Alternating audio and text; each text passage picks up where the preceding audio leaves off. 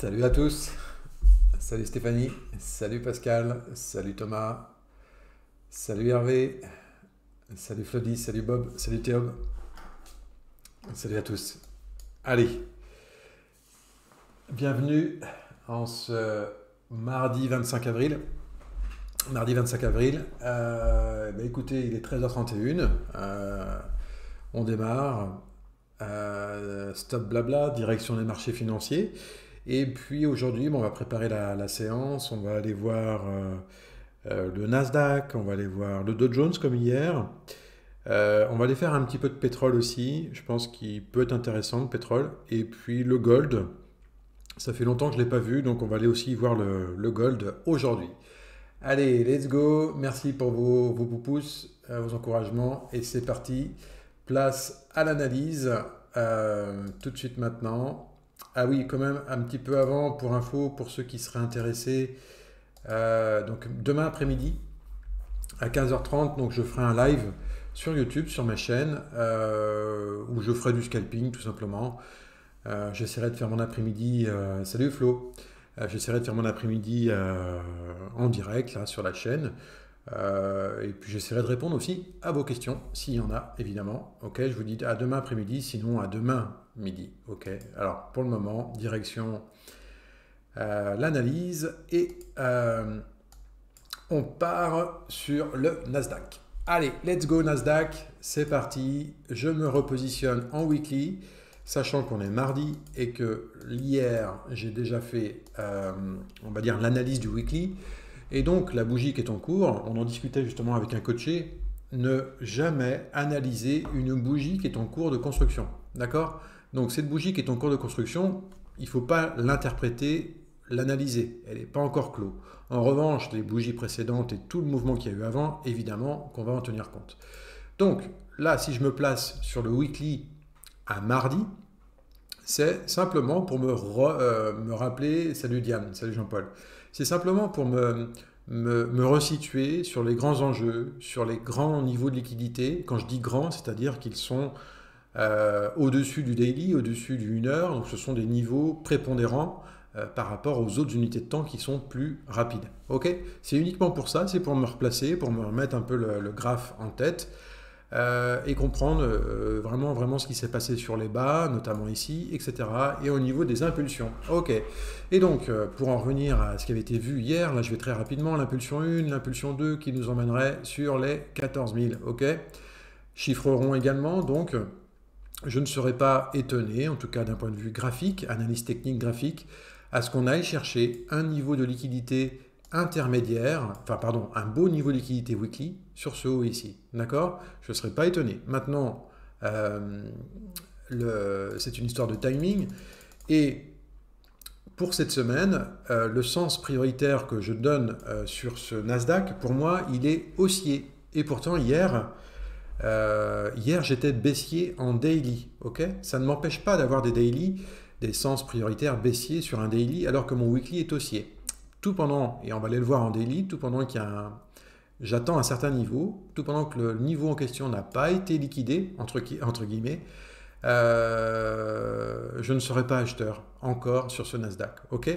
Alors, donc un weekly pour moi a un sens prioritaire acheteur pour la semaine à venir. Ça veut dire que tous les retracements à des niveaux clés en daily et même en 1 heure pour trouver des points de vente idéaux, j'aime bien me placer en 1 heure, en 15 minutes l'après-midi, pour trouver des points pour vendre ce marché, tout pendant que le niveau daily que je vais vous montrer juste après n'a pas été touché. Ok? Mais moi je ne serais pas étonné si ça devait repartir. On est sur un niveau de support weekly intéressant. Pourquoi pas faire une petite mèche et une fin de semaine qui revient voilà, sur des hauts. Hein, je n'en sais strictement rien. J'ai pas de boule de cristal, mais c'est du déjà vu. C'est-à-dire qu'on fait l'impulsion 1, hop, le pullback. Ici, on vient casser la structure une bonne fois pour toutes. On vient chercher la liquidité sur ce haut. On fait un petit pullback, on va dire, d'usage, entre guillemets. Et si ce niveau de support tient, eh bien, on pourrait faire une mèche, un excès baissier pour repartir à la hausse après. Ok? Bon, en tout cas, pour le weekly, la bougie est en cours, ça baisse et c'est un petit peu, c'est même complètement ce qui était prévu hier. Et je vais vous montrer un petit peu ça par rapport à hier. Ça a baissé hier, effectivement, on voit bien l'amplitude à travers la mèche qui s'est construite en daily. Mais vous voyez encore une fois qu'il n'y a pas eu de niveau structurant qui a été touché, il n'y a pas eu de révélation entre guillemets, il y a eu un jeu de ping-pong. Et là, on va le voir en 1 heure, il y a eu un beau travail de range. Salut Auguste. Je te répondrai après, Bob. En 1 heure, on va le voir, ça a rangé comme pas mal, bon nombre de jours précédents, ça range en 1 heure, on le voit bien, mais il faut quand même noter, hein, on le voit bien, que les hauts sont toujours, alors sauf celui-ci, mais toujours plus bas, et les bas sont toujours plus bas, sauf le dernier d'aujourd'hui, mais la journée, pardon, la journée n'est pas terminée. Alors, quand je vous dis qu'on n'a rien cassé en termes de niveau structurant, ou en tout cas en termes de liquidité, eh bien, avec 2 traits, ben, la messe va être dite, hein, entre guillemets, on a un niveau de liquidité intermédiaire ici, voire le niveau de liquidité par excellence, on n'est pas très loin de ce niveau-là, ok. Et sur les bas, tout de suite, pour éviter des biais de construction dans l'analyse, toujours... Là aussi, je l'ai évoqué en coaching hier, quand on construit une analyse et quand on établit les faits, on doit être le plus neutre possible. Okay, ceux qui me suivent un peu, je radote un peu, mais bon, moi ça me paraît tellement simple que je le vois encore dans les coachings, bah, c'est compliqué cette notion-là. Et la notion que je vous donne aujourd'hui, c'est même pas une notion, c'est plutôt une manière de faire l'analyse. Quand vous faites une analyse, vous faites des niveaux de liquidité hauts automatiquement pour ne pas avoir de biais, parce que vous sentez que ça va partir à la hausse, quelque chose vous dit que ça va partir à la hausse. Ça, quand vous faites l'étape numéro 1 du processus de l'analyse que j'enseigne, l'étape numéro 1, on n'est pas... on doit être le plus neutre possible. Donc quand on pense niveau de liquidité haut, tout de suite après, j'essaye de contrebalancer mes idées, éventuellement des biais que je peux avoir avec un niveau de liquidité bas. Haut, bas. Je contrebalance à chaque fois pour être le plus neutre possible dans cette étape numéro 1, avec des outils très simples. Ok, des outils très très simples. Il faut être neutre dans son analyse. Il ne faut pas avoir tout de suite rentrer dans le narratif et même être déjà dans la projection. Là aussi, je l'ai vu, certains, quand vraiment pressés de montrer leur évolution, leur envie de montrer qu'ils ont évolué sur l'analyse, eh bien, quand ils se lancent dans l'analyse, on n'a même pas terminé l'analyse du daily que la personne me dit ben là je suis rentré short. Vous voyez un petit peu le problème, c'est que sur un daily, les gens pensent court. Mais en fait non, le weekly et le daily, ça y est je suis parti dans un délire, hein, mais le weekly et le daily sont simplement là pour vous donner des sens prioritaires. Ok, un sens prioritaire, une fois que vous l'avez établi, et notamment sur le daily, vous descendez sur une unité de temps plus rapide, en l'occurrence, moi le matin, début d'après-midi, c'est le 1 heure, et c'est sur ce 1 heure-là que je vais déterminer un niveau qui va me driver, qui va me contenir avant de lancer un trade. Et je vais vous montrer l'exemple en image par rapport à hier. Okay, donc, le weekly, le daily, sens prioritaire pour comprendre les grands mouvements. Et je peux vous assurer que quand vous avez en tête les grands mouvements, les points que le marché pourrait, là aussi il faut toujours parler au conditionnel, pourrait aller chercher, eh bien quand le mouvement s'opère, eh bien comme par magie, vous avez le plus de ticks en votre faveur parce que vous êtes dans le sens prioritaire. Vous voyez ce que je veux dire ? Et c'est pas une histoire d'être contrarien, d'être machin truc en intraday, c'est pas ça. L'idée, c'est d'essayer de capter, non pas le plus bas du jour ou le plus haut du jour, on s'en fout de ça. C'est essayer de trouver le point où vous avez le plus de faisceaux qui convergent pour vous donner un top départ ultra pertinent en analyse technique. Ok ? Bon, je mélange un peu les sujets et je m'éloigne un peu de l'idée du jour, mais voilà. Donc, Oui, ce que je vous disais, des bas toujours plus bas, des hauts, on va dire toujours plus bas. Et ouais, mais qu'est-ce qu'on peut noter aussi de, euh, de cette descente-là? Habituellement, là aussi, c'est pas pour, c'est pas, je le répète souvent, quand on est dans un range tel que celui-ci, on a souvent des jeux de bandes assez rapides à l'intérieur du range. Vous voyez, cette bougie, elle est assez épaisse. Celle-ci aussi, celle-ci, j'en parle même pas, très épaisse, etc.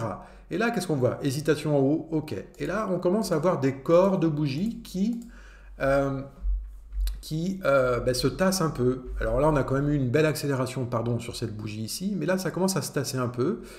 Et à l'intérieur de ce range-là, je trouve que l'idée de haut de range et d'aller sur le bas de boîte, ici, c'est toujours valable. Et c'est ce que je vais encore viser aujourd'hui. Il n'y a pas de problème avec ça.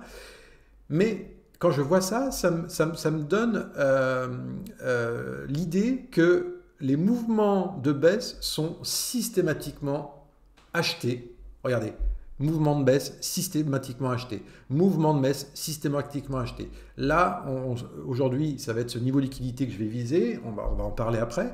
Mais ce que je veux dire par là, c'est que quand on est sur un haut de boîte et un bas de boîte, souvent, on n'est pas là pour tergiverser, pour se renifler le cul, entre guillemets. On y va franco. Eh bien, même dans ce range-là, on se rend compte que c'est en train de batailler dur et que la conclusion de fin de journée, elle est en faveur des acheteurs. Vous le sentez, ça ou pas? Et ça, c'est quelque chose qui attire mon œil. Je trouve que là, il y a un comportement dans ce petit range daily qui est suspect. Il y a quelque chose qui est suspect. Alors, est-ce que c'est des acheteurs qui se placent et que si ce niveau-là casse, ils vont tout lâcher et ça va faire accélérer la baisse? Ou au contraire, ils sont en train d'accumuler, accumuler. Et si ce niveau qui est là en collimateur du marché tient le coup, eh ben, ça peut être aussi une belle accélération par le haut. Je ne connais pas la suite des choses. Mais en tout cas, factuellement, je vois des choses. Salut MG. Il y a des choses qui doivent apparaître. Ok. Et là, c'est un peu plus avec, entre guillemets, l'expérience et c'est en dehors de la formation que je propose. On est encore sur des choses à force de voir, etc. etc. Bon, aujourd'hui, hier, je vous l'ai dit, on était, je ne sais plus où on était quand on était sur ce daily-là. J'ai un weekly qui est haussier, pas de problème avec ça. Mais mon daily hier était baissier. Pour aller chercher quoi? Un bas de boîte et un niveau de liquidité intéressant. Ok? Ça, c'était hier. Aujourd'hui, avec ce qu'on a fait comme conclusion, je n'ai pas de raison de changer. Le niveau de liquidité n'a pas été tapé. Et s'il n'est pas tapé et que ça repart tout de go, je reverrai ma copie. Mais là, je reste sur mon idée de niveau de liquidité bas, bas de range. Voilà. Tout pendant que ça ne sera pas tapé, je considérerai que le mouvement n'a pas été accompli dans cette boîte ici. Donc c'est très simple de raisonner comme ça. C'est peut-être complètement faux parce que l'avenir nous le dira si on va toucher ce bas de boîte. L'avenir nous le dira. Mais en tout cas, ça mérite d'être très très clair dans ma tête. L'analyse que j'ai portée hier qui était, comme je vous l'ai dit, à la baisse, eh bien aujourd'hui, je vais avoir la même attitude. Par contre, les niveaux, ou disons les signaux en une heure que je vais attendre, ce ne sera pas les mêmes niveaux. Et on va aller voir ça juste après. Au passage, on est quand même sur les 13 000 au moment où on se cause. Hein. C'est la baston des 13 000. Okay, et si la baston des 13 000, c'est pour ça aussi que ça achète certainement. On est sur les 13 000 chiffres ronds. Mais moi, c'est pas ça que je vise. C'est vraiment le bas de cette boîte ici. Alors, si ça casse, eh bien là, on en a parlé hier, c'est direction ici. Par contre, si ce niveau tient et que ce soir, éventuellement, on vient chercher de la liquidité et on voit qu'on reclôture à l'intérieur de la boîte, eh bien oui, demain, mon daily sera haussier, un sens prioritaire acheteur, et je rentrerai en phase avec mon weekly. Ça me fait une belle jambe, hein, vous allez me dire, mais là, je repasserai acheteur. Ok.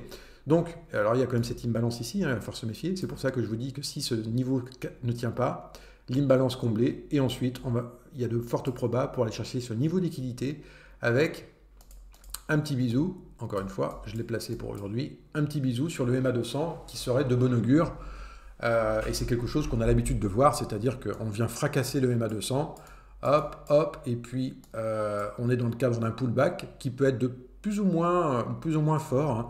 On peut avoir un pullback de première intention avec un redémarrage ici, ça c'est du déjà vu, mais on peut aussi avoir un pullback un peu plus prononcé pour aller chercher des niveaux plus forts sur les bas, et ça c'est déjà vu aussi, pas de problème. Et puis après, ça peut parfaitement dégringoler, pas de problème aussi. Mais en tout cas, pour moi, aujourd'hui, je vais avoir le même plan qu'hier. Si ce n'est que les niveaux en 1 heure, je pense qu'ils ne vont pas du tout être les mêmes. Alors, juste par rapport à hier, hier, je vous disais plutôt vendeur, et un des niveaux que je surveillais comme le lait sur le feu, eh bien, je vous le mets en 1000 et 1000, c'est celui-ci. Voilà. Et à la clôture, si vous voulez, j'ai attendu la clôture 1 heure, qui a réintégré. Ça aussi, j'en ai parlé hier en coaching. Ça a réintégré. Et le signal, je l'ai eu uniquement dans l'heure suivante en 1 minute. Et voilà. Premier niveau de liquidité intermédiaire. Deuxième niveau de liquidité intermédiaire. Ok, voilà. Alors, ouais, mais David, tu nous dis que l'objectif, c'est... Alors, je ne l'ai même pas tracé. Et là aussi, j'aimerais que vous fassiez la différence. Ouais, tu nous dis que l'objectif... alors, je vais le tracer avec cet outil-là. Comme ça sera persistant, ça restera sur mon 1 heure. Ok. Ouais... ok, tu nous dis ce niveau-là, c'est super intéressant, on prend court, ouais, mais n'empêche que dans ton daily, tu nous as dit que tu allais chercher ce niveau-là, enfin en tout cas, c'était une target. Et oui, je vous réponds, oui, il n'y a pas de problème avec ça. C'est-à-dire que le daily me montre un sens prioritaire et me montre un potentiel de trade. Un potentiel de trade ne veut pas dire que je vais forcément mettre mon TP sur ce potentiel de trade. Ce potentiel de trade va me permettre de voir quoi? De voir si, par exemple, si vous tradez au ratio, si vous voulez un ratio de 2 ou un ratio de 3 par rapport à votre risque-reward, eh bien, ce potentiel de trade va vous dire que mon ratio passe. Ok. Ce potentiel de trade va vous dire que oui, ça vaut le coup de risquer 200 balles pour en gagner 600. Ça vaut le coup parce que j'ai de la place. Vous voyez, en vendant ici, j'ai de la place pour aller chercher ce niveau-là. Ouais, il n'a pas été chercher le niveau. Ben, peut-être, mais le potentiel daily peut s'exécuter sur plusieurs jours. Et moi, je suis un trader, scalper, et intraday aussi, d'accord? Et aussi analyste. Donc analyste, et je fais de l'intraday et aussi du scalping. Il n'y a pas de problème avec ça. Mais ce n'est pas parce que j'ai en tête ce niveau de liquidité-là qu'il faut s'arc-bouter sur vous choper le point idéal. En plus, là, je considère que c'est un point vraiment idéal d'entrée court. Vous chopez un bon point d'entrée et qu'il faut absolument se dire voilà, le niveau de liquidité est là, je vais l'attendre, je vais l'attendre. Non, il faut observer le marché. Et moi, quand je suis rentré ici, je n'avais absolument pas pour idée d'attendre jusqu'en bas. Absolument pas. Mais en tout cas, je voyais que j'avais de la place pour que mon trade se développe. Ok, allez, j'avance. Hop, ça c'est du blanc. Alors, j'avance. Donc, pour aujourd'hui, sens prioritaire baissier. Mais là, vous voyez, qu'est-ce qu'on peut en dire? Ça aussi, c'est important, c'est que en étant hier ici, en shortant ce niveau-là, avec un objectif ici, on se rend compte que là, on a de la place pour vivre. Ok, on a de la place. Bon, là, je suis ici maintenant. Entre là et là, on est d'accord, il ne faut pas faire maths spé pour se dire qu'il y a moins de place. Donc, la question, est-ce qu'il y a suffisamment de place pour faire un trade? Oui, pas de problème. Mais ça commence à se tendre en fait. Vous voyez qu'on commence à rentrer sur une zone.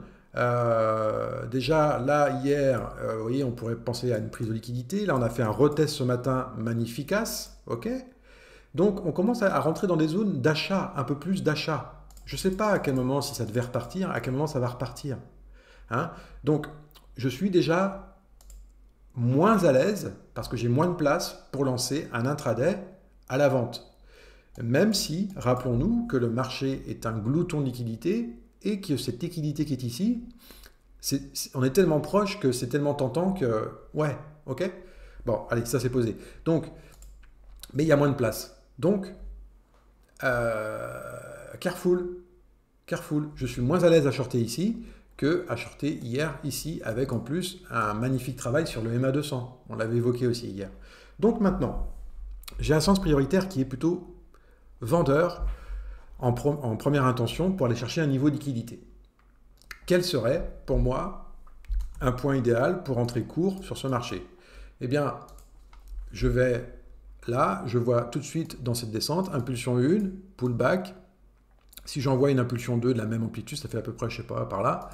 Mais en tout cas, ce point ici m'intéresse particulièrement parce que c'est un pullback. Et cette zone ici de pullback, eh bien, en 1 heure, alors après, s'il n'y a pas de signal en 1 heure, je peux en trouver en 15 minutes, mais comprenez que, voilà, je trace un trait. Ce qui me plairait de voir, c'est une incursion au-dessus de ce niveau-là, et puis que cette même bougie clôture en réintégrant. Ben, en fait, la même cinématique qu'hier, quoi. Et systématiquement, sur les 1 heure, quand je suis à la vente, je cherche des niveaux de liquidité sur les hauts pour reprendre la baisse, et quand je suis à l'achat, je préfère voir une zone de liquidité travailler sur le bas, et ici, je vais me montrer acheteur, parce que j'ai compris ce qui s'était passé ici. D'accord? Mais je ne suis pas acheteur pour le moment, tout pendant, voilà, au risque de me répéter. Mais ici, comprenez bien que pour moi, un niveau rentrée court ici, ben, pourquoi pas, mais c'est pas mon setup en fait, c'est pas le signal que j'attends. Je trouve que ça manque. Alors après, on peut avoir une descente sous forme de 2 bougies d'1 heure, et donc là, ça formerait un top intermédiaire. Et là, pour le coup, si on revenait visiter avec l'open du cash ce top intermédiaire et que ça réintègre après, oui, je rejouerai la baisse. D'accord? Vous comprenez? Voilà, c'est simplement ça. Moi, quand je dis un signal, c'est je veux voir des choses clairement tracées en 1 heure. Et c'est uniquement après que je vais chercher mon pattern en 1 minute pour entrer en intraday. Voilà, basta.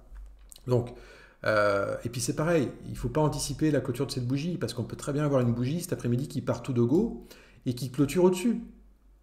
Et vous en pensez quoi si on clôture au-dessus de ce niveau-là? Ben, sauf s'il y a une bougie 1 heure qui vient clôturer fortement en dessous, ici, là je repasserai court. Mais je ne vais pas anticiper la clôture de cette bougie qui pourrait dépasser, et pour le coup, tout envoyer en l'air. Ça voudrait simplement dire que je n'aurai pas d'opportunité de trade aujourd'hui, parce que le niveau que je surveillais n'a pas été travaillé comme je l'attends en fait. Ok, d'accord? Voilà.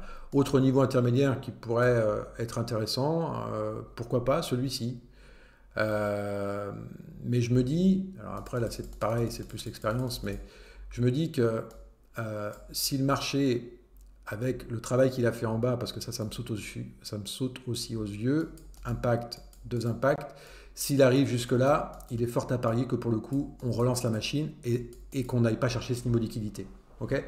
C'est pour ça que là, je me dis que dans la logique impulsion 1, pullback, deuxième impulsion, on fait croire aux acheteurs de venir. Ici, là, les acheteurs viennent. Ici, on fait une feinte de corps et boum, et là, on appuie. Ok? Bon, voilà. C'est comme ça que je le verrai sur ce Nasdaq cet après-midi.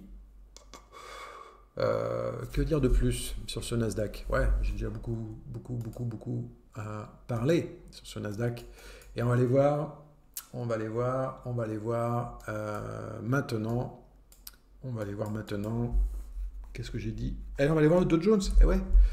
Alors, le Dow Jones, on l'a analysé aussi hier ensemble. Enfin, tout seul dans mon coin. Hein. Je dis qu'on est ensemble, mais je ne vous vois pas.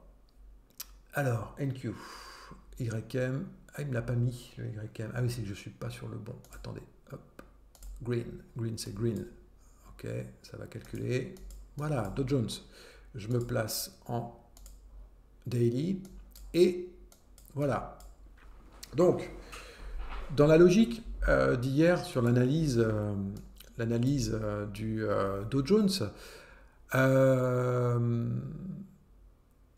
je ne sais plus pourquoi je vous disais que le Dow Jones, ah oui, c'était par rapport aux 1 heure, pour moi, n'était pas le bon candidat à shorter hier. Et ça n'a pas loupé, parce que, vous voyez, il a fini vert, ok, c'est pas pour me donner raison, mais pour moi, il était déjà, lui, le Dow Jones, il était déjà sur des niveaux de rebond potentiels, et notamment en 1 heure, on va les voir tout de suite après, en 1 heure, ok. Là, je vais directement au raccourci, parce que l'analyse a été faite hier, il n'y a pas de raison que ça change beaucoup, mais le test ici, cette petite prise de liquidité qu'on voit en daily, aujourd'hui on pourrait avoir un retest ici pour laisser le temps au Nasdaq d'aller chercher le niveau de liquidité dont je vous évoquais tout à l'heure. Et puis, bah, lui, il est déjà prêt à rebondir en fait. Donc, il est déjà prêt à rebondir et là, il est en train de temporiser sur ces niveaux-là.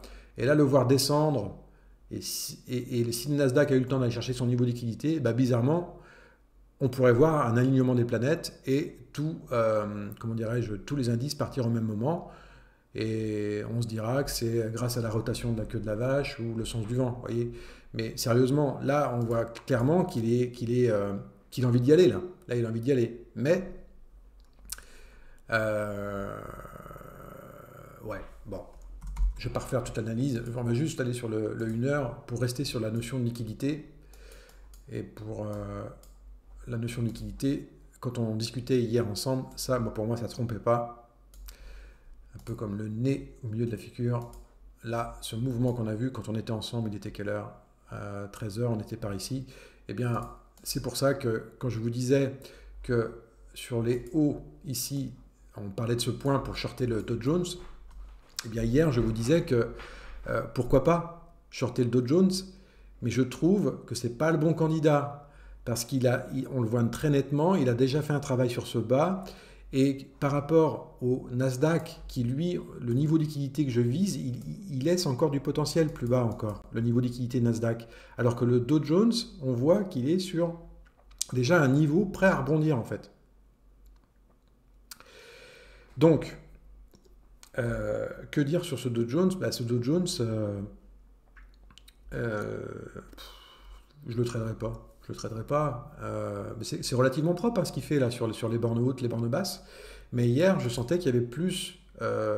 D'ailleurs, oui, la descente était ici. Pour moi, il y avait plus de potentiel à la baisse sur le Nasdaq que sur le Dow Jones. Et ça n'a pas loupé. La clôture s'est faite dans le vert, ici, Dow Jones. Parce qu'il n'y avait pas ce côté aimant, attirant de liquidité sur ce Dow Jones qui est plus bas. Bon, allez, j'avance. On va aller voir le pétrole. Pétrole, on a encore un petit peu le temps.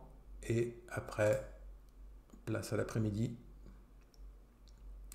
Futur.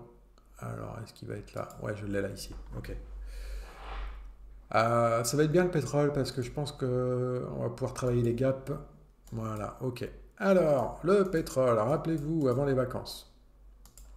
Ici, je vous ai dit, ouais, c'est tentant de shorter, hein, 80 $, un top, double top, c'est super tentant. Et puis en plus, moi j'ai vu dans les livres qu'il faut combler les gaps, il faut les combler. Et en règle générale, dans les 5 à 6 jours qui suivent, le gap, il pourrait être comblé. Ouais, on se rappelle de ça. Hein. Moi je vous disais, attention. Pourquoi? Parce qu'il y avait deux choses. La première des choses, c'était que là, on avait cette impulsion pullback. On devait, logiquement, graphiquement parlant, on devait partir sur une deuxième impulsion et faire des plus bas. Et ce n'est pas du tout ce qui s'est produit. Donc, regardez, ici, on a réintégré fort. Ça, c'est un signal fort d'achat. Ensuite, pour venir enfoncer le clou, on a eu un gap. Pareil, ce gap est tentant à shorter pour ceux qui voient ce triple là, machin. Piège à con. Et piège à con, parce que la liquidité, pas moi qui l'invente, hein, en tout cas, la liquidité pour moi était là-haut. Vous vous rappelez? Bon, la liquidité a été prise, et qu'est-ce qu'on a fait en haut de boîte? Et maintenant, on peut venir combler le gap. On peut venir combler le gap. Parce que, je vous le dis, quand on fait une impulsion telle que celle-ci, on est attiré par des zones de liquidité. C'est un glouton de liquidité. Et c'est uniquement après qu'il lève le doigt et qu'il dit, mais au fait, qu'est-ce qu'il y a derrière moi? Et là, regardez, ce gap ici, c'est de l'imbalance. Tout ça, c'est de l'imbalance. Et ouais, donc le marché, haut de boîte, avec un énorme gap. Donc il a fait un excès. Et donc, qu'est-ce qu'il fait depuis?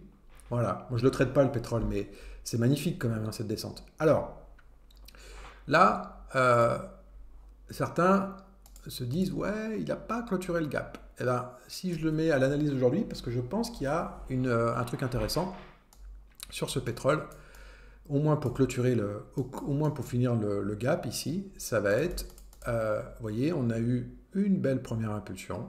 Ok, on est venu tester hier la structure Vous voyez, ici, on est venu tester la structure par le bas.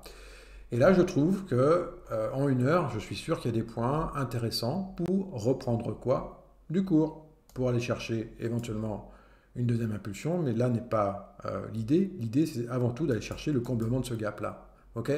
Donc, un basique là aussi. Un basique, non pas parce que je l'ai tradé, que j'ai fait des millions dessus, mais graphiquement, avec les faits qu'on a sous les yeux, c'est... voilà, avec le temps, vous comprenez que...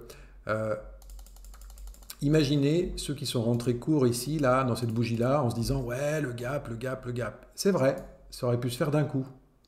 Mais shorter ici avec 1, 2, 3, 4 bougies rouges, c'est quand même, pour une position à 2-3 jours pour combler ce gap-là, ça peut être un peu compliqué. Et ça vous oblige à avoir des stops parce que, vous le savez, suite à une première impulsion, alors on ne le savait pas que c'était une première impulsion, mais quand même, au bout de 5-6 bougies rouges, on peut se dire que le moment du pullback est arrivé.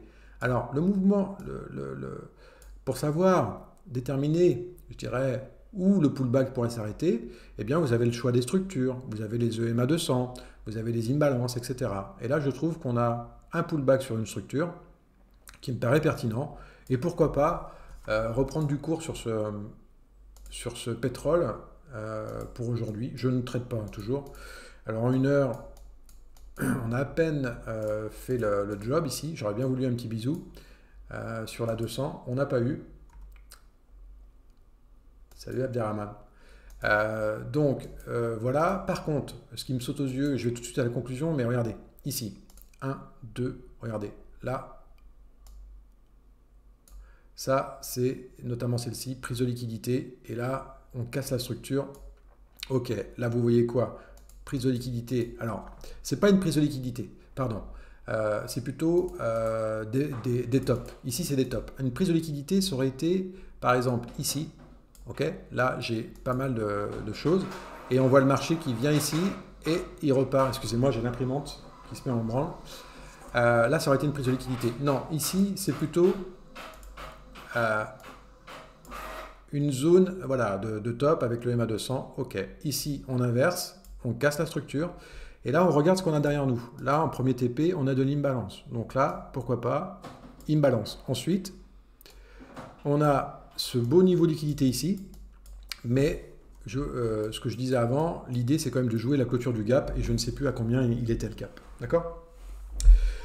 Et là, pourquoi pas reprendre du cours sur ce pétrole. Alors, en 1 heure, rentrer court pour moi, c'est pas le moment opportun sur ce pétrole.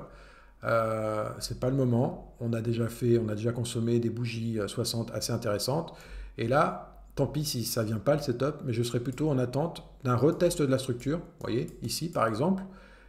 Et pourquoi pas reprendre après pour venir chercher des niveaux intermédiaires et voir le comblement du gap qui doit être par là. Dac.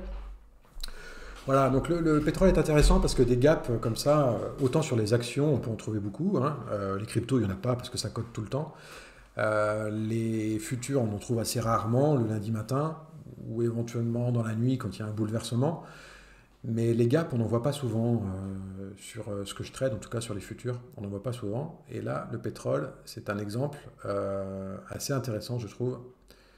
Voilà. Et encore une fois, je ne traite pas le pétrole. Je ne traite pas, je suis focus Nasdaq. Et puis sur de l'intraday, je peux mixer un petit peu avec du Russell, du Dow Jones. Et le Est, de moins en moins. Non. Voilà. Allez, écoutez, mettez des pouces, ça fait plaisir. Si le contenu vous intéresse, faites les curieux, venez voir. Et puis je suis disponible à travers les mails. On s'appelle, voilà, on échange. Quelle est votre problématique? Sur quoi vous voulez vous améliorer? Surtout, sur quoi moi je peux vous apporter, sans prétention, hein, si je peux vous apporter pour votre trading de demain, quoi. Voilà. N'hésitez pas, je suis ouvert. Prenez tout ce que vous avez à apprendre sur les différentes vidéos que je fais. Et puis, vous êtes évidemment les bienvenus. Ciao, bye. Je vous dis à demain 13h30. Et puis, demain après-midi, 15h30, il y aura du scalping, pour ceux que ça intéresse, en live sur la chaîne. Allez, ciao, bye bye.